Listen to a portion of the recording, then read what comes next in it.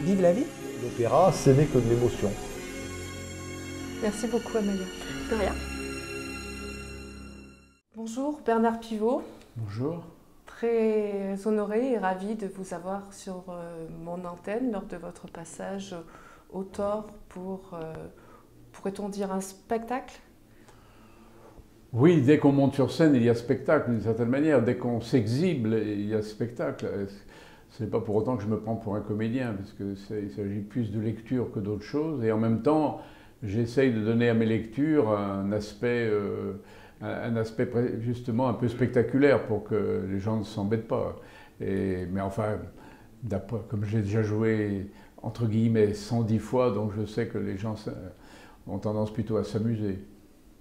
Souvenir d'un gratteur de tête au pluriel, deux, trois souvenirs qui vous ont le plus marqué pour notre antenne, là, lors de cette interview? Alors, il faut que j'explique ce que c'est pourquoi gratteur de tête.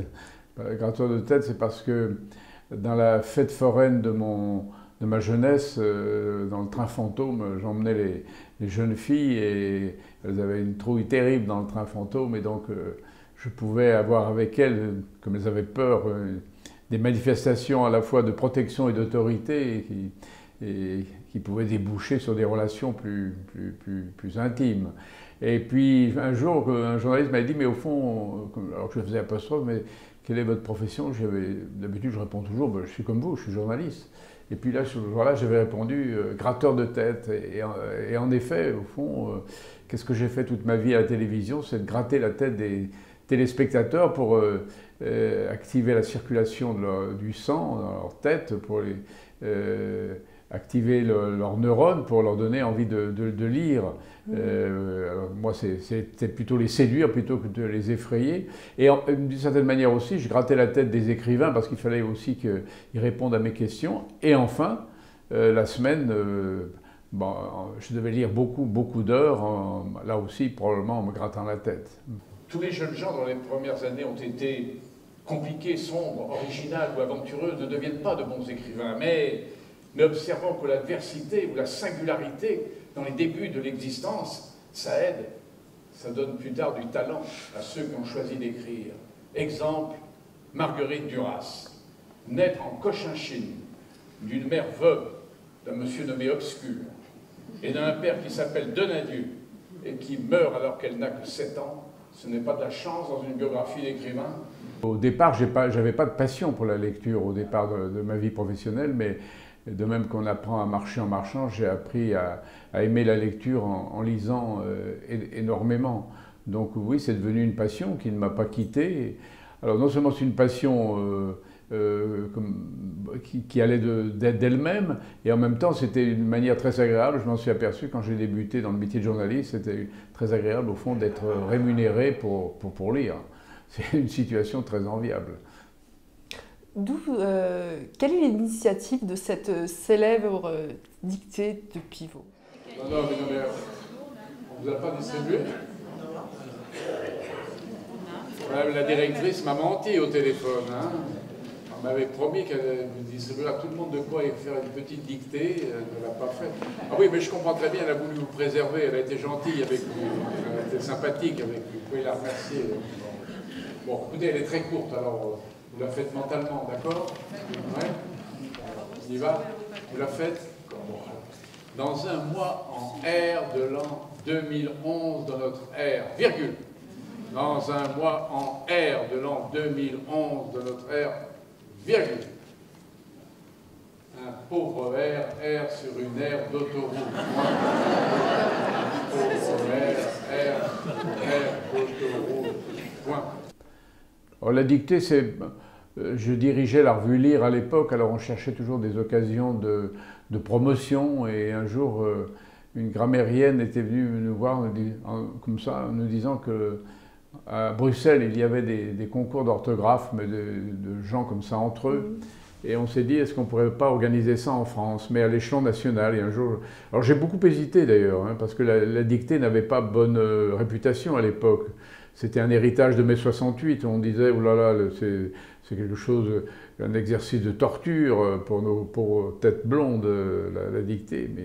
Mais finalement, on s'est dit, allons-y, on l'a lancé. Donc c'était en 85, je crois.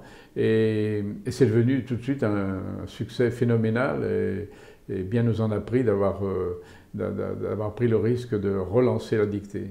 Est-ce que vous avez le sentiment, par rapport à cette initiative-là, que cette dictée qui est imposée dans les programmes scolaires est devenue, grâce à vous, quelque part, une façon plus ludique d'apprendre l'orthographe? Oui, vous avez prononcé le terme qu'il faut, c'est-à-dire le mot ludique.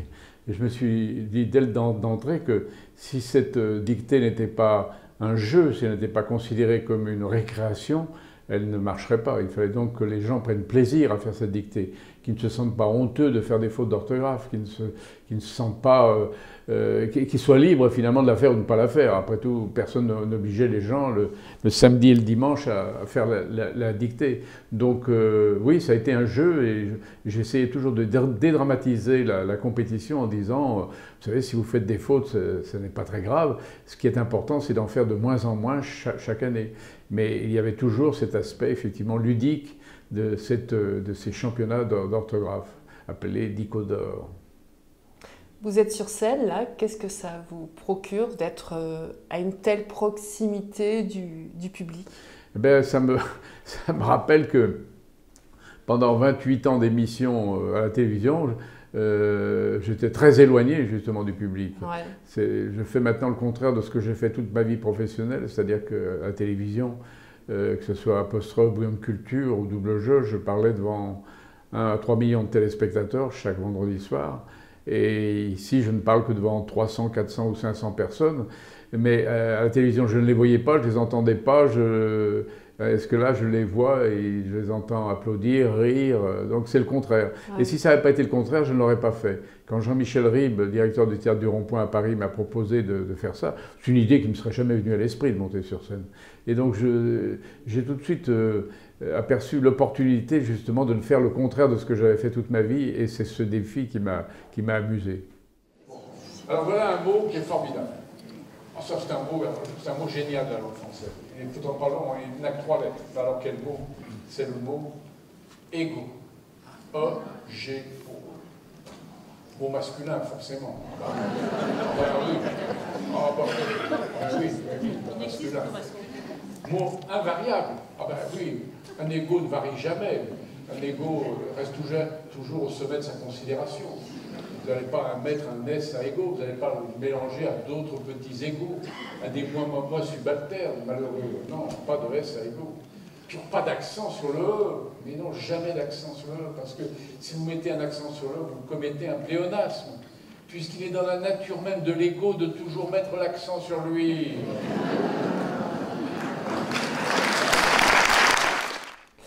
On parle beaucoup aujourd'hui de culture pour tous, notamment dans les politiques, à travers les politiques culturelles. Qu'est-ce que ça vous évoque, vous, la culture pour tous, aujourd'hui, en 2016 ? Mais la culture pour tous, ça a toujours été... enfin, bon, on ne va pas remonter évidemment au roi, aux monarchies, où effectivement il y avait une culture élitaire qui était réservée à la cour, aux gentilshommes, aux chevaliers, aux courtisans. Mais ce n'est pas d'aujourd'hui qu'on dit que la culture doit être populaire, qu'elle doit être accessible à tout le monde. Après tout, c'était un des effets de l'éducation obligatoire pour tous les garçons et filles de notre pays. Donc quand on reste à l'école jusqu'à 16 ans, au moins, et comme parfois bien, pour la plupart qui continuent souvent à l'université, fatalement tout ça débouche sur la culture. Et une culture qui n'est pas imposée d'ailleurs, c'est une culture qui est là aussi volontariste. Donc la culture pour tous me paraît finalement un concept tellement banal aujourd'hui que je n'imagine pas que quelqu'un puisse le mettre en cause. La réforme de l'orthographe a été très critiquée là, ces derniers temps. Cette nouvelle réforme, vous en pensez quoi, vous ? Ben, il se trouve que j'y ai participé à cette réforme. Je faisais partie de la fameuse commission de 1990, c'était une commission de rectification, pas de réforme, de rectification. Rectifier, ça veut dire mettre un peu d'ordre dans les désordres, dans les bizarreries accumulées au fil des siècles par la langue française. Donc cette commission avait fait plutôt du bon travail dans les redoublements de consonnes, dans le pluriel des mots composés, dans les traits d'union des mots latins, voilà, donc des choses qui étaient très bien. Et puis, comme toujours dans ce genre de commission, il y a des ultras qui interviennent et qui ont proposé la suppression de l'accent circonflexe. Et alors là, moi, je m'y étais opposé à l'époque, tout simplement pour une bonne raison, c'est que je pensais que c'était dénaturer l'esthétique de la langue française, supprimer l'accent circonflexe. Donc, et je n'ai pas été étonné qu'après la proclamation de cette réforme, elle a été enterrée immédiatement, sous l'assaut d'ailleurs des écrivains de l'époque, genre Michel Tournier, Claude Mauriac, qui avaient violemment protesté en disant justement que cette réforme, dans ses excès, défigurait la langue de Victor Hugo et de Proust. Donc, 26 ans après, on la ressort. Je pense encore une fois qu'il y a des bonnes choses dans ce cahier de rectification et que malheureusement, le ministère de l'Éducation nationale n'a pas su séparer le bon grain de l'ivraie. Et je pense que ça aurait été une bonne chose, c'est de garder les bonnes rectifications et de ne s'en tenir que justement à ces rectifications. Le mot de la fin, Bernard Pivot, que diriez-vous à un jeune étudiant, justement, qui s'en va vers une vie professionnelle et qui est peut-être moins sensibilisé à la lecture, notamment que le livre, maintenant, a tendance à être remplacé par le livre numérique? De toute façon, mon discours est toujours le même. Que vous lisiez sur papier ou sur tablette, il faut lire, c'est tout. Lisez, lisez, lisez. Lisez dans le train, lisez le soir dans votre lit, lisez sur la plage, lisez dans le métro, lisez dans l'avion. Celui ou celle qui ne lit pas sera toujours handicapé dans sa vie par précisément cette absence de lecture qui fera que la personne se trouvera dans des sociétés justement où il y a des gens qui lisent et montrent une certaine sensibilité, une certaine supériorité dans la manière de réfléchir, d'argumenter. Et souvent, ça m'est arrivé d'ailleurs de rencontrer des gens qui regrettaient beaucoup de ne pas avoir lu dans leur jeunesse parce qu'ils ou elles ont été privés à ce moment-là justement de cette agilité de l'esprit, de cette fluidité d'ailleurs de la réflexion, et qui sont souvent les bonnes choses que l'on retire de la lecture. Merci beaucoup Bernard Pivot. On devient insupportable. Pourrait-on en changer de temps en temps? Merci de votre compréhension et surtout merci de votre attention.